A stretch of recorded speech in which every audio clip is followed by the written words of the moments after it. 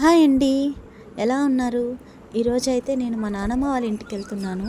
మా నాన్నమ్మ వాళ్ళ ఇంటికి వెళ్ళే దారిలో మా స్కూల్స్ అన్నీ ఉన్నాయి. నేను చిన్నప్పుడు చదువుకున్న స్కూల్స్, అవి చూపిస్తాను రండి. ఇది మా పాలబడి.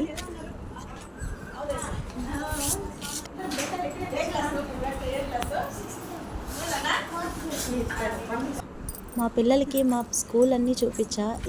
ఈ స్కూల్లో నేను 1 to 5th వరకు చదువుకున్నాను.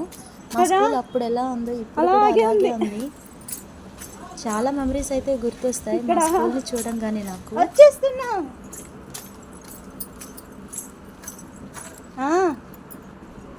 అవన్నీ చూసుకుంటూ నానమ్మ వాళ్ళ ఇంటికి వెళ్తుంటే తెలుగంగా కాలువ ఉంది.